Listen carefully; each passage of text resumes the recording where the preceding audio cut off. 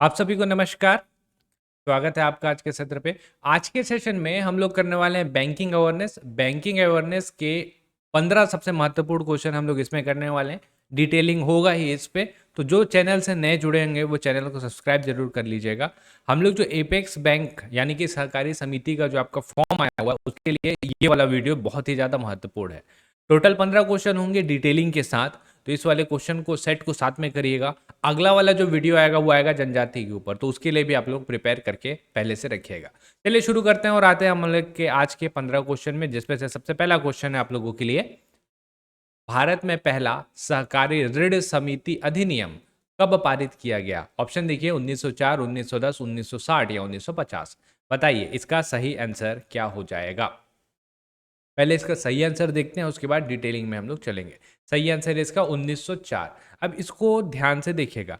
भारत में एक बना था अकाल आयोग, आपने इसके बारे में जरूर सुना होगा। आप इंडियन हिस्ट्री या सीजी अकाल आयोग, सीजी का ज्योग्राफी भी पढ़ते हैं तो अकाल आयोग के बारे में हम लोग देखते हैं। अकाल आयोग जो था 1901 में, 1901 में इसने क्या किया था, भारत सरकार को बोला था कि सहकारी समिति को शुरुआत करने के लिए रिपोर्ट बनाई, और रिपोर्ट के लिए एक जो है समिति का गठन किया गया था। किनकी अध्यक्षता पे? इसका नाम ध्यान रखिएगा, इसका नाम था एडवर्ड लॉ। और फिर इस एडवर्ड लॉ ने 1903 में इस रिपोर्ट को प्रस्तुत किया, और इसी रिपोर्ट के आधार पे 1904 पे सहकारी ऋण समिति अधिनियम पारित किया गया था। तो ये सारा सीक्वेंस है जो आपको ध्यान रखना है। अगला, भारत में नाबार्ड की स्थापना कब की गई? 1 अप्रैल 1935, 12 जुलाई 1982, 2 अक्टूबर 1975 या 2 अप्रैल 1990। इसका जो सही आंसर है, सही आंसर पहले देखते हैं।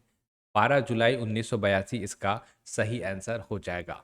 पहले ध्यान रखिएगा कि नाबार्ड जो है ना, आरआरबी जिसको हम लोग बोलते हैं रीजनल रूरल बैंक, जिसको नाबार्ड जो है फंड प्रोवाइड कराता है, यानी कि एक आप बोल सकते हैं एपेक्स बैंक है नाबार्ड जो है। तो वो जो आरआरबी है ना, जिसको रीजनल रूरल बैंक बोला जाता है, उसकी स्थापना हुई थी 2 अक्टूबर 1975। यहाँ पे आरआरबी बना, और 12 जुलाई 1982 को नाबार्ड बना हुआ है। ठीक, 1 अप्रैल 1935 बहुत देखा हुआ डेट लग रहा है, इस दिन पे आरबीआई का गठन हुआ था। उस टाइम पे सेंट्रल बैंक बोलते थे। कमीशन का नाम आपको पता है? Hilton young, Hilton young commission. ये वो कमीशन था जिसने इसकी सिफारिश की थी। ठीक है, और आपको दिखता है 2 अप्रैल 1990, इस दिन सिडबी सिडबी की गठन हुई थी। ठीक है, चलिए आते हैं अगले क्वेश्चन पे। केवाईसी का पूर्ण रूप क्या है? Keep your customer, know your consultator, keep your credibility या नो योर कस्टमर।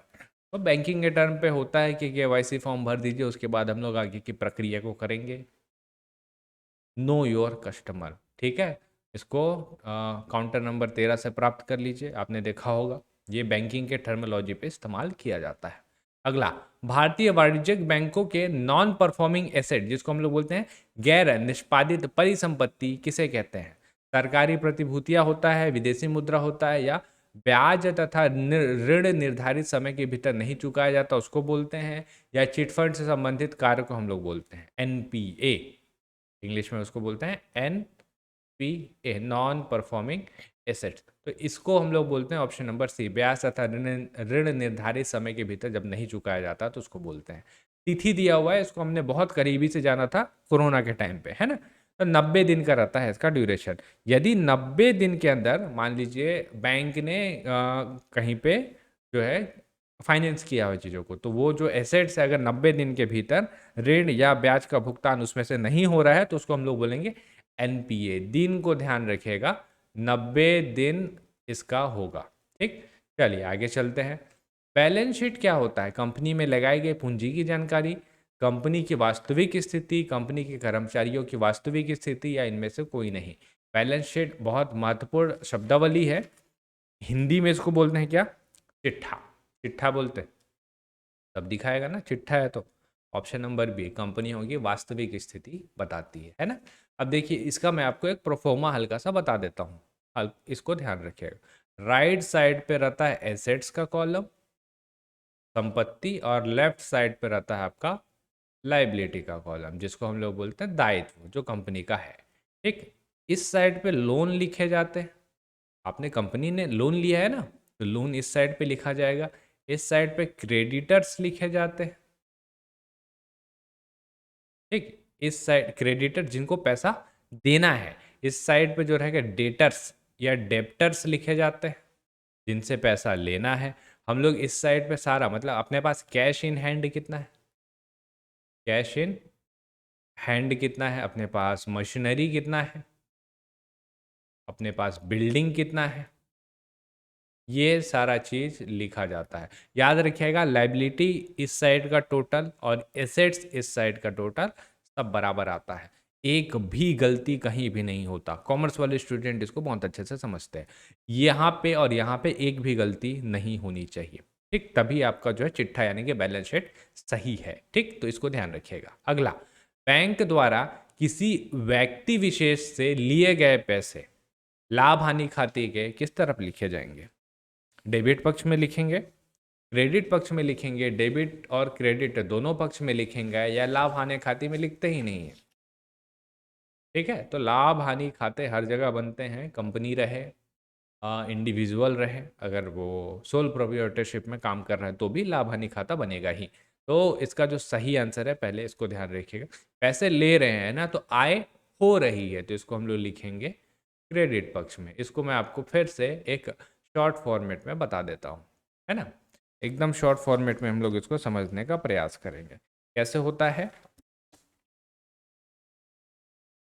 इस साइड वाला रहता है डेबिट पक्ष, इस साइड वाला रहता है आपका क्रेडिट पक्ष। ठीक, और बाकी जो रहेगा आपका serial number, particular amount, particular amount, ऐसे करके रखता है। इधर पे पहले कॉलम पे, इस वाले कॉलम पे लिखा जाता है फैक्ट्री एक्सपेंस। देखिए, जो भी एक्सपेंस है, एक्सपेंसेस जो है वो डेबिट पक्ष पे आएंगे, और जो भी अपने को प्रॉफिट हो रहा है या जिधर से अपने को पैसे आ रहे हैं, पैसा आ रहा है, वो आएगा इनकम, वो आएगा आपका क्रेडिट पक्ष में। तो इसको ध्यान रखिएगा। ऊपर वाले कॉलम पे रहता है फैक्ट्री एक्सपेंस, और नीचे वाला कॉलम पे जो रहता है वो रहता है आपका क्या, नीचे वाले कॉलम पे रहता है आपका फैक्ट्री के बाहर जो एक्सपेंसेस होते हैं वो, है ना। तो ऊपर पे यहाँ पे जो निकलेगा वो निकलता है अपना क्या, ग्रॉस लॉस इस साइड पे आएगा, ग्रॉस प्रॉफिट इस साइड पे आएगा, ऐसे करके आपका आता है। ठीक है, शायद ये गलत लिखा रहा है, लेकिन ये इस टाइप से करके आता है, आप समझ जाएंगे इसको। इसका एक जो है प्रोफोमा जरूर देख लीजिएगा, आपको बैंकिंग में बहुत ज़्यादा हेल्प करेगा। आपका सिलेबस में दिया हुआ है, देखिएगा उसको। चलिए आगे चलते हैं। बैंक में कितने प्रकार के खाते होते हैं? अच्छा, इसको एक बार देख ही लीजिए ना आप, थोड़ा सा तो कंफ्यूज मत हो जाए आप। यहाँ यहाँ देखिए, इस साइड पे ग्रॉस प्रॉफिट होता है, इसको ध्यान रखिएगा, है ना। इस साइड पे ग्रॉस लॉस होता है। ठीक, लिखा रहा है कुछ और लेकिन प्रॉफिट इधर निकला है, दिखा रहा है कुछ और लेकिन लॉस उधर निकलेगा। ठीक, यहाँ ग्रॉस प्रॉफिट हो रहा है तो नीचे साइड पे नेट प्रॉफिट होगा। तो नेट प्रॉफिट किस साइड पे होता है पूछेगा, देखिए डेबिट पक्ष, डेबिट पक्ष में हो रहा है। ठीक, इसको ऐसे ध्यान रखिएगा। बैंक में कितने प्रकार के खाते होते हैं, 2, 3, 4 या 6? तो देखिए, बैंक में आपको एक और प्रकार का खाता भी मिलेगा, लेकिन अमूमन जो देखा गया है ना, वो बैंक में 4 प्रकार के खाते देखे गए हैं। बता देता हूँ आपको कौन कौन सा होता है। आपने सुना होगा, जो हम लोग सब यूज़ करते हैं, जिसको बोलते हैं हम सेविंग अकाउंट। एक और खाता रहता है जो सेविंग अकाउंट से ज़्यादा जो है आपका इंटरेस्ट पे करता है, इसको बोलते हैं रिक्यूरिंग, रिक्यूरिंग अकाउंट। एक और रहता है जो ज़्यादा पैसा हो जाता है तो हम लोग करते हैं एफडी बना देते हैं, फिक्स्ड अकाउंट। एक और रहता है जो बिजनेस इंटरप्राइजेस यूज़ करते हैं, जिसको हम लोग बोलते हैं करंट अकाउंट। ये अमूमन 4 प्रकार के होते हैं, कहीं कहीं पे आपको 5 भी मिल सकता है। नो फ्रील अकाउंट या बुनियादी बचत खाता बोलते हैं। ठीक, उस पर नहीं जाना है। लेकिन बैंक में आरटीजीएस के अंतर्गत न्यूनतम कितने पैसे ट्रांसफर किए जा सकते हैं? 50,000, 1 लाख, 2 लाख या 5 लाख? सही आंसर है 2 lakh. RTGS real time gross settlement. अगला, स्विफ्ट का पूर्ण संक्षेप रूप क्या है? ऑप्शन दिए हैं, आप एक बार ट्राई करके इसको देखिए। System for world internet financial telecommunication, ये होता है क्या? या कोई और है? एक बार वीडियो को चाहे तो पॉज कर लीजिए और इसको जरूर ट्राई करके देखिएगा। आने की संभावना बहुत ज़्यादा। क्यों? इसका सही आंसर देखिए, society for world wide inter bank financial telecommunication. क्योंकि देखिए जैसे अपने पास क्या है, 600 बिलियन डॉलर है अभी हमारे उसमें देखेंगे आरबीआई के पास, तो हमारे पास 600 बिलियन डॉलर है। इतने पैसे हैं, हमने मतलब सर्विस बाहर के लोगों ने किए हैं, पैसे भेजे हैं डॉलर में जमा हुआ है, तब जा करके आरबीआई के पास इतने पैसे हैं। हम लोग को अगर बाहर पेमेंट करना है, इंडिया के बाहर अगर आरबीआई को पेमेंट करना है, कहाँ से करेगा? जब वो स्विफ्ट का मेंबर होगा तभी वो पेमेंट कर पाएगा। ये न्यूज़ में था, इसी वजह से मैं आपको बता रहा हूँ। इस स्विफ्ट से जो है ना रशिया को बाहर कर दिया गया था। तो मान लीजिए रशिया के पास सपोज यही 600 बिलियन डॉलर होते, पूरे पैसे फ्रीज हो गए।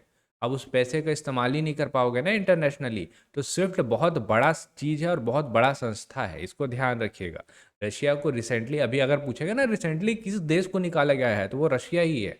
वो क्या देख रहे हैं ना, डॉलर उसके पास बहुत पड़े हुए हैं स्विफ्ट से, लेकिन वो मतलब वर्ल्ड में कभी भी कहीं भी पेमेंट नहीं कर सकता। ये स्विफ्ट बहुत इंपॉर्टेंट है, ध्यान रखिएगा।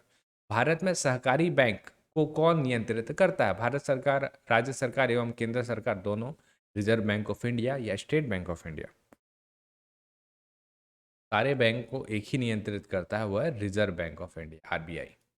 अगला, भारत में इंपीरियल बैंक ऑफ इंडिया किस वर्ष अस्तित्व में आया? तो इसका नाम आपने सुना होगा जरूर, 1951, 1935, 1955 या 1921?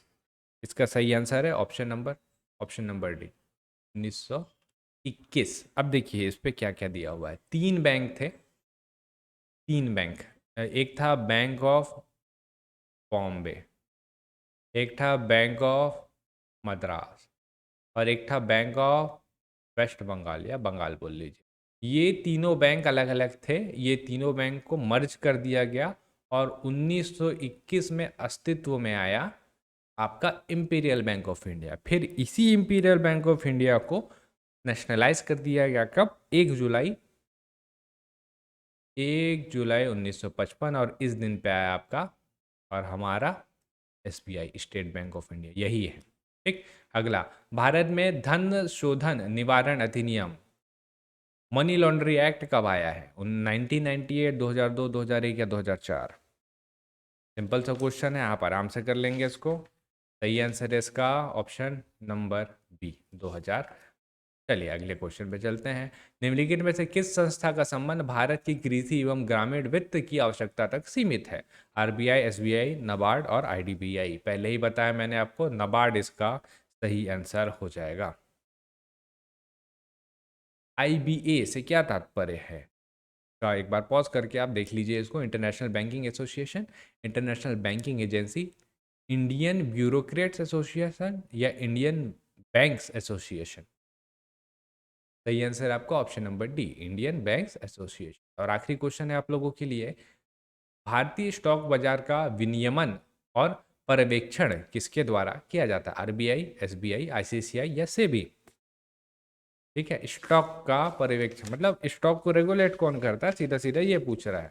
सही आंसर है आपका option number D, SEBI, SEBI, SEBI. ठीक है, security exchange board of India. और लास्ट क्वेश्चन जो आपको कमेंट करना है वो है ये, बैंकों से संबंधित अगर आपको शिकायत करना है या आपको निवारण चाहिए तो ग्राहकों के लिए आरबीआई द्वारा किसे नियुक्त किया गया है? बैंकिंग से संबंधित अगर आपको शिकायत और निवारण चाहिए तो किसे आरबीआई ने नियुक्त किया है? बहुत महत्वपूर्ण है ना इसको।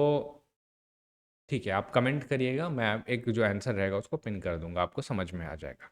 तो ये था हमारा आज का बैंकिंग अवेयरनेस। उम्मीद करता हूँ कि आपसे क्वेश्चन बने होंगे। अगला जो सेट आएगा उसमें और बेहतर तरीके से आपको जो है चीज़ें समझ में आनी शुरू हो जाएगी। आपको एक अच्छा आइडिया आ गया होगा कि ऐसे ऐसे करके क्वेश्चन बनने हैं अपने, है ना। तो हम लोग अगले वीडियो पे करेंगे जनजाति। तैयार रहिएगा, अगले वीडियो पे हम लोग मिलते हैं। तब तक आप सब पढ़ते रहिए और आप सभी का बहुत बहुत धन्यवाद।